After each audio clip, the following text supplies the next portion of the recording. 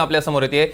शरद पवार आणि सुनील तटकरे भेट झाल्याची शक्यता वर्तवण्यात येते, कारण पवार थांबलेल्या हॉटेलमध्येच तटकरे होते का असा सवाल उपस्थित होतोय।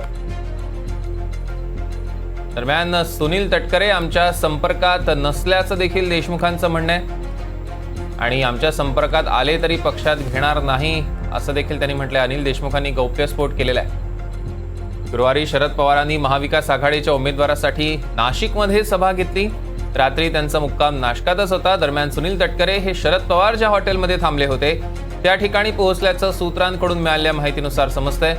तर अनिल देशमुखांनी गौप्यस्फोट केला की तटकरे आमच्या संपर्कात नाहीत, मात्र जरी यदा कदाचित ते आमच्या संपर्कात आले तरी आम्ही त्यांना आमच्या पक्षात पुन्हा घेणार नाही असा गौप्यस्फोट अनिल देशमुख यांनी केला। दरम्यान आपण बघतोय सुनील तटकरे आमच्या संपर्कात नसल्याचं जरी देशमुखांनी म्हटलं असलं तरी आता शरद पवार आणि सुनील तटकरे यांची भेट झाल्याची शक्यता वर्तवण्यात येते आणि त्यामुळे राजकीय वर्तुळात चर्चांना उधाण आलेलं आहे।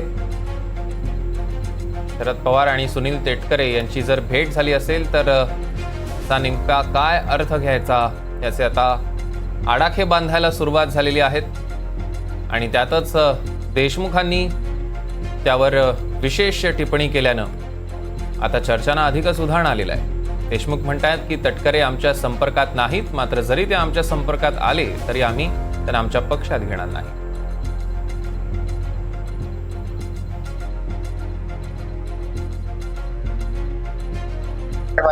तटकरे साहेब, काय सांगाल? आपण आता दौरे केले, गेल्या 2 दिवसापासून या ठिकाणी आहेत, काय सांगाल? राष्ट्रवादी काँग्रेस पक्षाची पूर्णपणाची यंत्रणा, राष्ट्रवादी काँग्रेस पक्षाचे सर्व या जिल्ह्यातील आमदार, आमचे नेते भुजबळ साहेब आता प्रचारामध्ये अगोदरपासून सक्रिय होतेच। सर्वांशी चर्चा केली, त्यानंतर आमचे सहकारी खासदार हेमंतजी गोडसे यांच्याजवळ चर्चा झाली, माननीय मंत्री दादा भुसे, गिरीजी महाजन यांच्याजवळ सुद्धा चर्चा झाली। पूर्ण क्षमतेने राष्ट्रवादी काँग्रेस पक्षाचे युनिट बूथ लेवल पासून ते जिल्हा स्तरापर्यंत, विधानसभा सदस्यांपासून ते मंत्री महोदयांच्यापर्यंत आता त्या ठिकाणी कामाला लागलेले आहेत। बऱ्याच ठिकाणी अजित दादा दिसत नाही, आता मिटिंगांमध्ये अशी चर्चा झाली, त्यांना आमंत्रण नाही की अशी चर्चा जी होते, काय सांगाल अजित दादा? आमंत्रणाचा वगैरे विषय त्या ठिकाणी येत नाही। मान अपमान आमच्या कोणाच्याही मनामध्ये कुठलं काही नाही। महायुतीमुळे आम्ही या निवडणुकीला समोर जात आहोत। शेवटच्या टप्प्यामध्ये, 4थ्या टप्प्यामध्ये मतदान होत असताना पावसातली आमची एक सभा झाली, त्याला मी पण उपस्थित होतो। थोडंसं त्यांना घशाचा त्रास असल्यामुळे ते गेले 2-3 दिवस प्रचारामध्ये त्या ठिकाणी सभा घेऊ शकले नाहीत। राष्ट्रवादी काँग्रेस पक्ष अखेरच्या टप्प्यात मुंबईसह ठाणा, पालघर, कल्याण, त्याच्यानंतर आज दिंडोरी असेल किंवा नाशिक शहर असेल, सगळ्या लोकसभा मतदारसंघामध्ये पूर्ण क्षमतेने राष्ट्रवादी काँग्रेस पक्ष, पक्षाचे कार्यकर्ते, पक्षाचे मतदार हे आता महायुतीच्या उमेदवारांच्या पाठीमागे उभे आहेत। गेल्या 2 दिवसापासून शरद पवार देखील या ठिकाणी उपस्थित होते आणि शरद पवारांचा बराचसा गड इथे मानला जातो, त्यांना मानणारा वर्ग आपण त्याच दरम्यान आपण देखील या ठिकाणी होतो।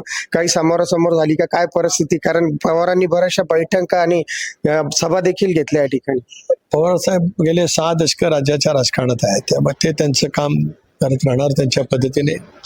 आम्ही आमच्या पद्धतीने त्या ठिकाणी काम करतो आहोत आणि आम्हाला विश्वास आहे की अजितदादांच्या विचाराशी जोडला गेलेला कार्यकर्ता, मतदार, विधानसभा सदस्य पूर्ण क्षमतेने महायुतीच्या उमेदवारांच्या पाठीमागे ठामपणाने उभे आहेत। आपली भेट झाली का पवार साहेबांशी एवढ्या 2 दिवसात? पुढे समोरासमोर किंवा कोणाचं काही कारण नाही। माझ्या प्रचारामध्ये आहे, कार्यकर्त्यांच्या गाठीभेटीमध्ये मी आहे, साहेब त्यांच्या पद्धतीने दौऱ्यावरती असतील। बऱ्याचशा वेळ कांद्याचा देखील प्रश्न या ठिकाणी झालेला होता, कांद्याच्या प्रश्नाच्या बाबतीत आपण काय सांगाल? शेतकऱ्यांची नाराजी अजूनपर्यंत दूर होत नाही या ठिकाणी। कांद्याच्या प्रश्नाच्या बाबतीमध्ये सखोलपणे त्या दिवशी माननीय भुजबळ साहेबांनी पंतप्रधान महोदयांच्या उपस्थितीमध्ये भावना व्यक्त केल्या। मला आठवतं की दिल्लीमध्ये असताना मी खासदार मंडळी सुद्धा या बाबतीमध्ये त्या ठिकाणी बोलत आलो। केंद्र सरकारने त्या संदर्भातील पावलं निश्चितपणाने उचललेली आहेत। काय त्रुटी राहिल्या असतील तर त्या त्रुटी दूर करण्याचं काम आचारसंहिता संपल्याच्या नंतर त्या ठिकाणी होईल आणि नाफेडच्या मार्फत त्या ठिकाणी कांदा खरेदी सुरू करण्याच्या दृष्टीकोनातून भारत सरकारने